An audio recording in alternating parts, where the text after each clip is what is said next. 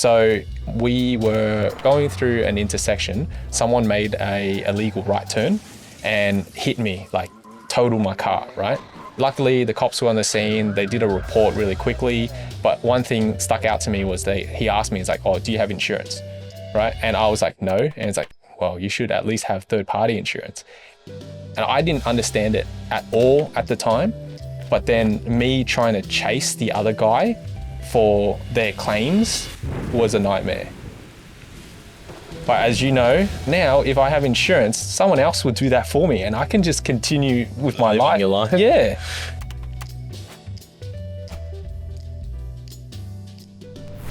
Hi everyone, welcome to today's podcast with Thong Ho.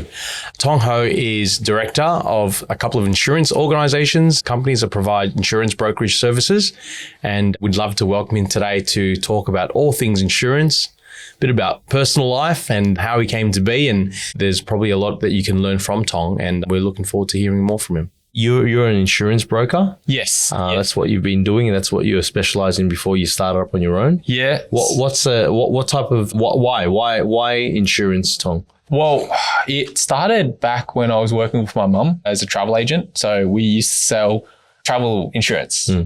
So we were unsophisticated back then, like really unsophisticated. So mum would sell a $100 policy and we'd receive 50% commission. So we'd receive like $50 from it, right?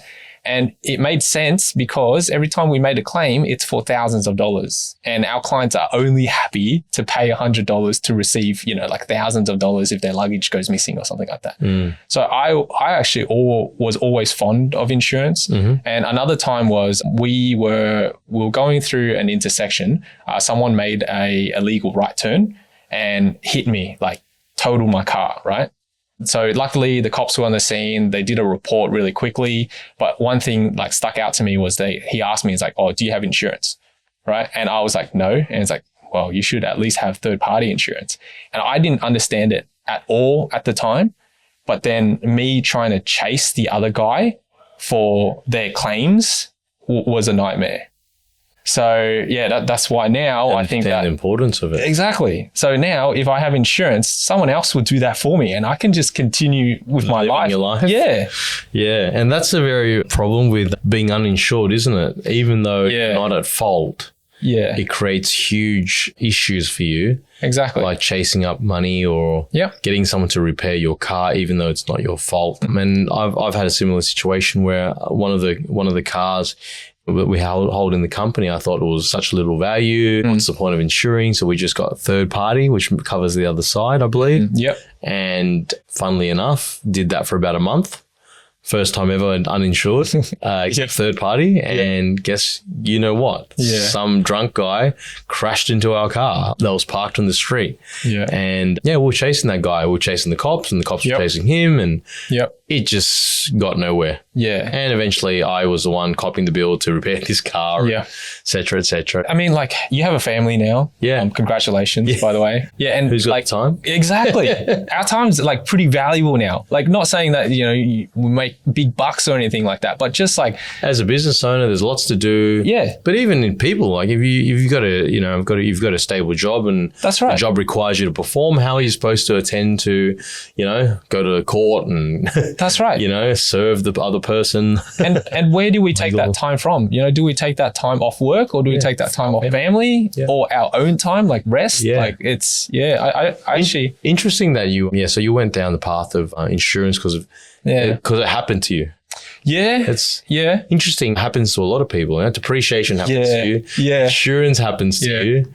And I guess then, of course, you went on to help people with providing insurance for all aspects, right? And which one is there one insurance product that resonates more to you than others? Or like, have you had a drastic impact on people's lives by providing certain type of insurance where they've made a claim, you go, you know what? I've really changed someone's life there. So I think insurance in general is not a bad product, right? So life before insurance is way worse. If you lost your house, that's it. Game over, right? Now, if you have insurance, they might not pay you out everything, but you at least have a good something. Yeah, a good base, right? So I always think that insurance is a good thing, a good idea, a good product.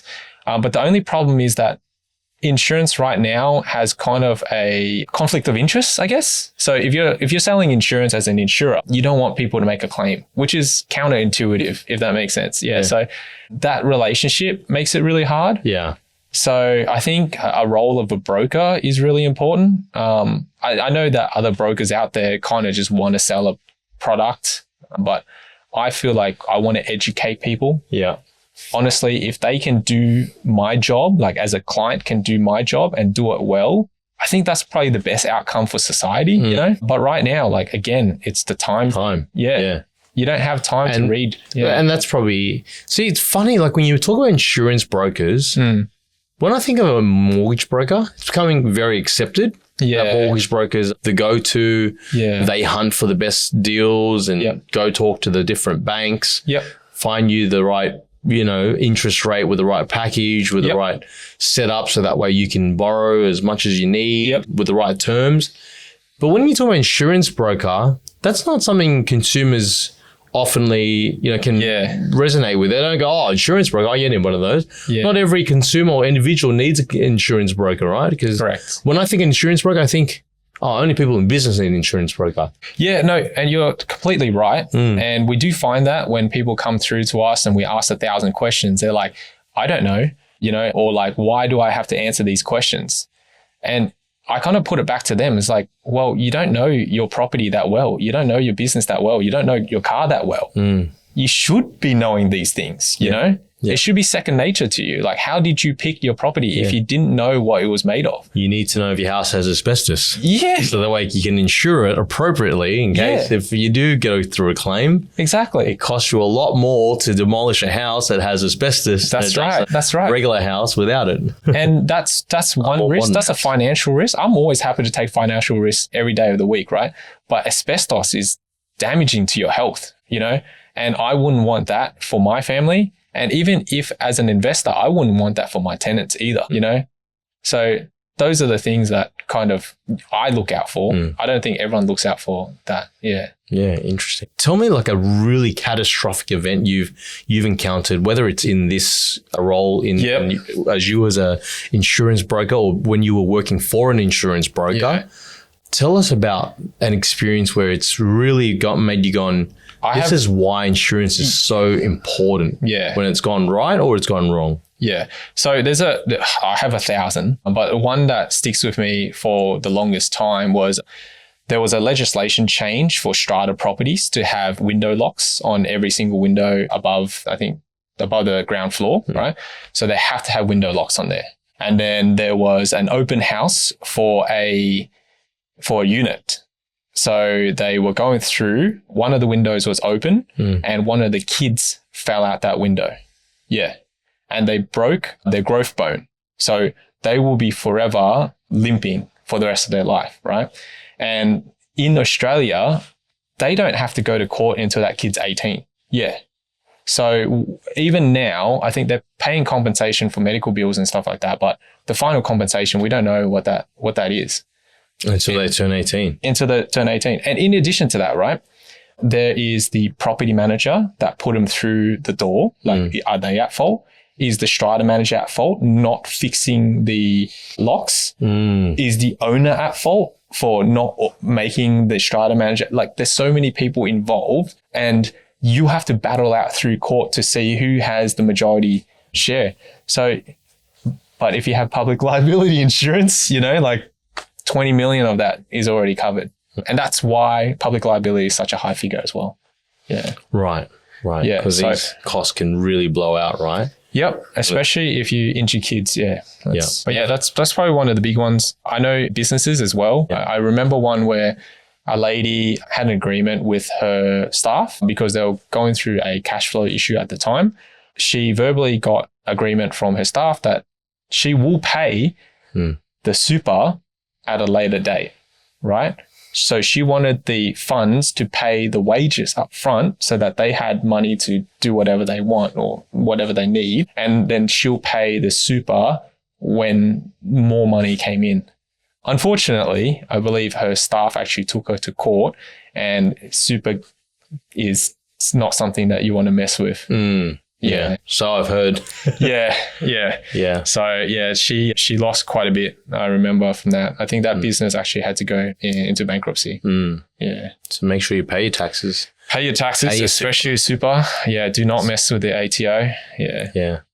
Yeah. Good advice.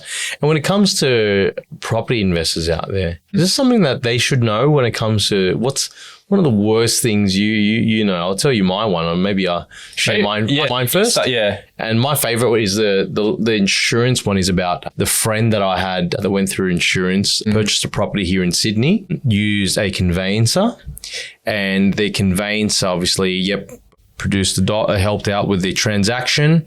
And for those that don't know, a conveyancer will help you with signing of the contracts, making sure that all the due diligence is done to make sure that you can exchange a property that you want to buy and then help you settle on it at a later date. Now, in this case here, the friend that I had went to buy that property. The roof came through midway through between exchange and settling on the property. Yeah. And called me up and said, I have a problem. The roof has come through this house. Yep. I don't own it yet. You referred me to a conveyancer.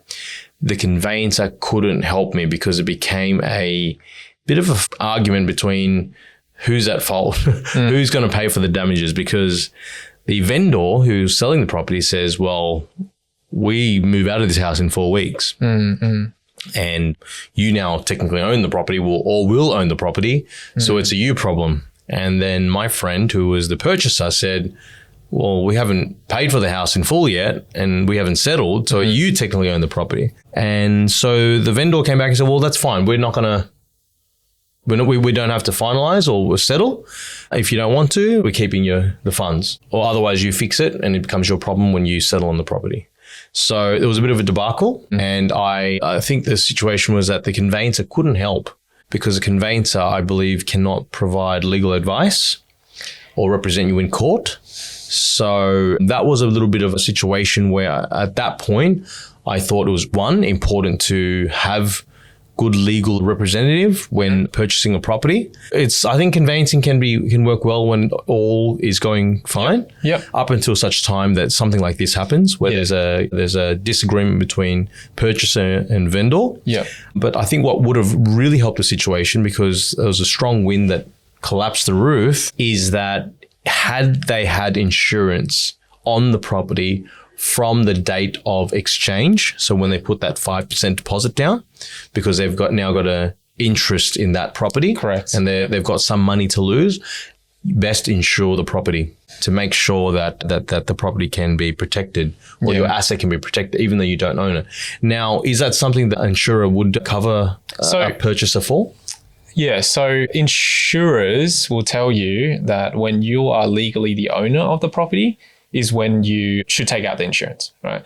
However, being an insurance broker and working with a lot of mortgage brokers, a lot of buyer's agents, I find that what you're saying is probably better. Even though the insurer might not insure you, at least you have that little bit of fallback essentially. So in that situation, if your insurer were notified at the time you took out the policy and they're happy with it, that's fine, right? So they've already accepted that risk. And then even if it's not your fault at the end of the day, the insurer will go pay the claim and then chase after the old owners. Yeah. Right. For the losses essentially. So if I was to purchase a property today, or I was going to put my 5% deposit tomorrow and exchange, not settle, just exchange, which means I have some interest in the property. I've got some money to lose. Will there be an insurer out there that potentially could give me building insurance from the purchase date? Look, technically no, right? However, it's insurance is not always about dotted lines and everything like that. It is a conversation as well. You go, hey, I don't have a vested interest yet, but I want to start insuring here because I've already put my 10% down, 5% down, or whatever it is, right? So then the other side, they'll be like, oh, okay, I might have to refer this, or yes, no, so it is a conversation at the end of the day. We negotiate on a lot of things pretty much daily. So you've seen it happen where people can take out insurance on a policy for a property they plan to buy with some money down? Yeah. Right. Okay. So it's worth asking the question every time. We do that a lot these days for our clients just because of that situation. Similar. Yeah. That's right. Yeah. What about underinsurance, Thong? Now, this is a big topic because at the moment, underinsurance is a big thing because of the escalation in construction materials and cost of labor, especially in the last 3 years since COVID. A lot of people being underinsured. And I know there's a lot of news on this for people that have actually endured some real pain when it comes to getting paid out because of a fire or whatever it is, total. I got some insane examples for you. This please. One is actually clients of ours, right? Okay. Yeah. We won't name names. No, we won't name names. Yeah. So what happened was that the property was valued at, say, $10 million, right? Just say $10 million. It cost $10 million 5 years ago to build, right? Some value, not us, by the way, you should use us. Some value out there valued the property 3 years later. So 3 years after construction, and they missed out. They reduced the building sum insured by $3 million. Yeah. So that property caught on fire. It's almost a total loss. I think the bill to make safe the property alone was a couple of $1 million. Yeah. So they're already out $3 million from the original build, and they had to spend a couple of $1 million to make safe. So that means, let's just say they have $5 million left to build a $10 million property. Yeah. So, yeah. What was part of the make safe? Just so people out there that don't know, what's part of the make safe cost? Yeah. So especially if a property has gone through a fire, it's not safe for someone to enter that property again. Right. So an engineer has to go out there. They have to look at the walls to see if they're falling over, if the metals is still in place or if they're melted. And if they are, then they got to cut it out and remove those portions of the building. There's highly hazardous or chemicals. That might be whatever gases or what have you. That's right. Yeah. So all those things have to be taken into consideration before anyone can even be allowed. In case anything's combustible. That's right. Okay, interesting. And that's quite an expensive exercise, part of that process of demolishing. Yeah, it is. Build. Yeah, and that place as well, I believe, they had cars, they had items and all that stuff inside as well, which won't be able to be assessed until, like all that gets fixed up essentially. Yeah. So what was the end result with that client? Is that what would happen? So does it mean they're out of pocket because of the short change in the insurance replacement valuation? So they took a few avenues, and professional indemnity is the insurance to cover your advice that you give that cause damages to other people, right? I believe the owners went and asked for the professional indemnity cover from the valuer, from the, all the people party involved. But unfortunately, because they did that, they actually made all those parties aware that a claim is incoming. So lawyers get put under retainer. So if a lawyer is under retainer, they can't act for you anymore if they're under retainer from me. So when the professionals were made aware that a claim was coming, they put all the lawyers on retainer so that you can't use the best lawyers against me, essentially. Wow. Yeah. So, I mean, it's hard to get the right advice from there. You're only going to suffer that maybe once if you're unlucky in its lifetime. And then if you don't make the right moves, it's catastrophic. Interesting. That's a good one. So, Thong, just because we're a large chunk of our audience obviously want to invest, already invest. And if you were to invest, you're in your late 30s now, Thong? Yeah. Wow. No, man. Jesus. Are you? Early, man. Early 30s. How old are you? I'm 34. I'm probably midway through, actually. Yeah. Okay. Yeah. Thong's in his early 30s. Yeah, thank you. Just this side of 35. Yeah. Today's investment, what does it look like compared to then? What are you doing different? And what would you do now if you were investing in property? I think today there's some advantage today versus back when we were investing earlier on, right? Because the locations and everything, information is there's so much more. But when it comes to more, then that means you have more choices. So you're kind of like, I guess, frozen in indecisions, right? So that's probably the hardest part. But getting started, you're going to learn 90% of what you need to, like just getting started. how much did you learn when you purchased your first property? For a lot, yeah. And there was no analysis paralysis. It's like, no, let's check what's affordable around the local area and let's just buy. That's right. But now you're being fed with a lot more information. Is that what you're saying? That's right. Yeah. So you can buy here, you can buy there. You know, is it Perth? Is it Adelaide? Is it Brisbane? Yeah. So you get all this information, and everyone, you know, and that's the other thing. Is it cash flow? Yeah. Is it capital gain? That's right. Yeah. Which do you buy regional? Yeah. Which strategy do you metro, want? city? Yeah. There's a lot more happening now. Heaps. Lots of noise.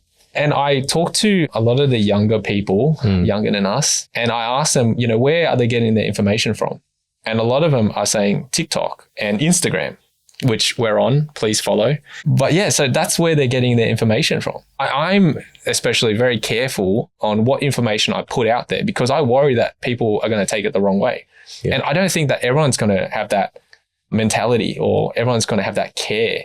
And I worry that, you know, someone's out there just trying to, you know, sell them something that. Yeah. But on the flip side, though, when it comes to TikTokers and social media influencers about property or whatever the subject is, truth is, like, if someone's writing a professional editorial on a property magazine, that's also an opinion too. That's the way I see it. So I guess end of the day, all of it is taken as a grain of salt. It's up to you to decide who is giving you the right information or the honest information that doesn't push an agenda, that isn't a hard sell. Yep. And you got to be able to see that. And at the end of the day, you've got to be able to make a decision as well. And unfortunately, of course, out there's marketing at all types of levels. Yeah. So it's of course up to everybody to act with due diligence, like, you know, do research on the person you're getting advice from.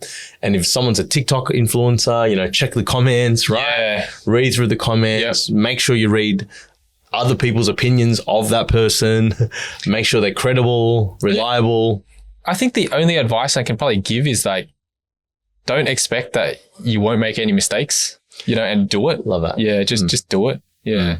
And you'll learn a lot through the process, but I think a little bit of due diligence always helps. Yeah. But you've got to make an action. Otherwise, you end up not making any decisions, which is the most painful one, because as you know, Thong, with time, especially in property, the property cycle over time always wins. And that means that any minute you delay, there's a high chance based on his history that you will get potentially left behind.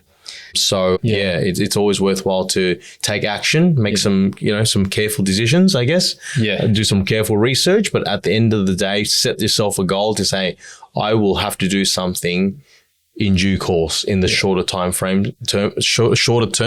so that way I can start my journey. Yeah. And also, like I was saying before, you need to be ready for your opportunities. My opportunity specifically was when I was about to get married. We actually spoke to my wife's auntie, and we told her that we're actually going to rent after we get married. And she was like, no, that's not a good idea, because she knew that to be successful, you have to have a really strong base, right? So you have to have like a home base and a base of people as well, like, you know, like working together. So she actually sold us her property.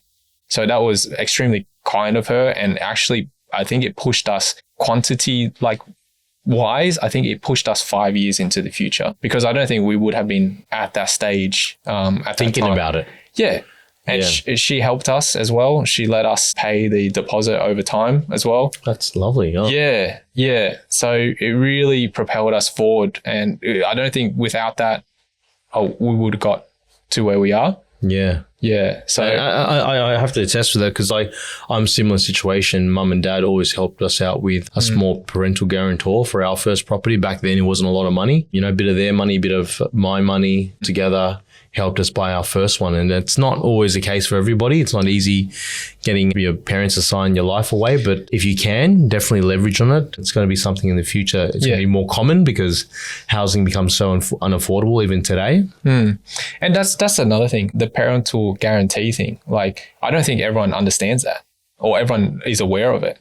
So that's something that you'd have to research and go back and then analyze to see if that's a worthwhile strategy for you as well. Yeah, and it's a great way to leverage, especially when you can't, you know, it's so hard to save up for the first deposit in today's day and age. Yeah. So definitely parental guarantor. But you did the most of it. You got a job. You saved some as well. So paid back at some stage, and that's how the life cycle goes. And do the right thing. But it's been there's a lot of learning curves. But getting the right advice. So of course that I learned parental guarantor from the mortgage broker I used at that time. And that's right. You got to work with the right professionals so they can give you the right advice on how to go about making the most of what you have around you. Yeah. So they understand your circumstance and give you information and advice that's suitable to you. So take that as you will. Yeah, probably maybe last question. So a lot of our viewers probably a little bit younger, and especially a lot in their 20s, probably spending half their wage on rent. Do you have any tips for them? Rent.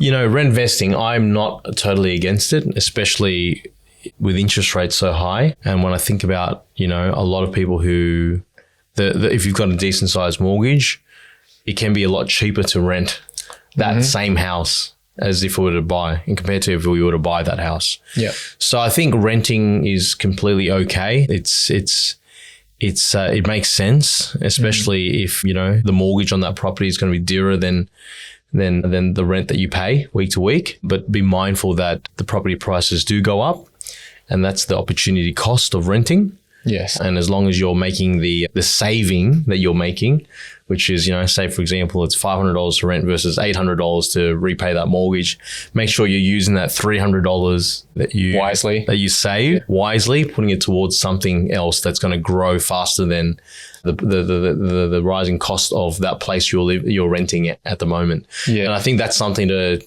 be carefully consider for young people. But, for me, I grew up in a migrant family, and that meant that living with mum and dad was an option. Yeah. And you help out with this and that, maybe water bills or electricity bills, and it's almost rent free. And all my migrant viewers out there know what I'm talking about. Yeah. If you're lucky enough to have that, I suggest to take advantage of that for as long as you can, especially in this day and age. I did it to when I was 31. So I'm more pro living from home and saving up. But of course, always love mum and dad and try to return the favor where you can. I hear they're great cooks as well. That's right. Yeah. Can't put that one past and kind of miss it still. But you've got to take advantage of these opportunities because as time goes on, life becomes much trickier to sort of do with renting, saving, trying to have a lifestyle, all that balance that comes into it. And of course, you've got a budget. If there was ever a time that you needed to budget and work out a plan, was now. But I think in today's age, budgeting is critical because every dollar counts. Interest rates are high. Do you have any... Wages might be high, but interest rates are high. Cost of living's high. So it's very important you spend your money wisely. Do you have any tips on budgeting? Any budgeting tips? Pen to paper. I really believe, when I first started, I've been budgeting even when I was a younger person. I would always budget, even though I was a very bad spender. Yeah. I knew exactly what I needed to save to get ahead, to make sure that I could meet my bills and my mortgage and whatever the shortcomings were of holding a property. So budgeting is critical. So you can actually make sure that you're working towards something, regardless of how badly you've got in terms of bad spending habits. You need to budget. I'm pretty bad as well. Probably one thing that helped me was that my bank told me that I can open 2 accounts. Yeah. I thought you had to pay for another account or something like that, but apparently, it's free. I know, it's free. Yeah. And then so instead of having money in my main account, I just automatically just transfer it out every time I got my wage coming. So you couldn't get access to it? Couldn't see it. Couldn't see it. Yeah. So I don't know if that's a budgeting tip or not, but great psychological move. Yeah. Financially psychological. I know. I swear I got paid today. However it works. So that works for you. You definitely, you think that, the right type of budgeting go a long way. I think I'm much better now than I was before. Of course, I'm spending more now than I did before. But that did help me a lot because you check in, every couple of months or so. And then you're like, wow, this is how much I have, rather than just spending at, I don't know where you spend it. But on drinks or whatever it's always proportionate because, the more you make, the lifestyle changes and whatnot. A lifestyle creep comes in. Yep. And everything starts to get a little bit dearer, a little bit more expensive, a little bit yummier. Yeah. Well, I think, I don't know if all our viewers know what lifestyle creep is. Do you want to let them know? Lifestyle creep is essentially, today you're making $50,000. Yeah. And you live on, sandwiches. Yeah. Which is, sun-blessed bread and slice of ham and some cheese and slice of tomato if you're lucky. Yeah. Fresh fruit's expensive. I think mine was rice and tuna. Yeah. Yeah. And then you start making $300,000 or $500,000 and you then have, you go to a nice restaurant and so your sandwich becomes, sourdough. Yeah. And you put avocado on it. No, but that's still not too bad. It's too bad. Yeah. But, you get it at a takeaway shop. Yes. Or you fine dine. Yes. You don't do it from home anymore. Yeah. Your kids go to private school instead of going to the local public school, and you drive a slightly nicer car with a little bit more fuel. Yep. Because you've got the big engine in it. Yep. I'm guilty of that. A little bit faster. Yeah, a little bit faster. And that's lifestyle creep because and everything is proportional. And then you end up realizing that the person that is making a lot more money is from on paper is actually walking away with a lot less because of the lifestyle changes they've made, the increases. Yet the savings is proportionally worse, if not the same. Yeah. I think, like what you're saying is that the longer you can stay on those homemade sandwiches, I think the better off you are. Yeah. So just be careful of lifestyle creep. But I think it's been great. Thank you, Thong, so much for this session with us. Yeah. So we're really fortunate to have Thong Ho partner at Dua Insurance, but also the organization at Dua Tax. And it's been great to just talk to him about all things personal, pleasure, and property investing. Thanks, guys.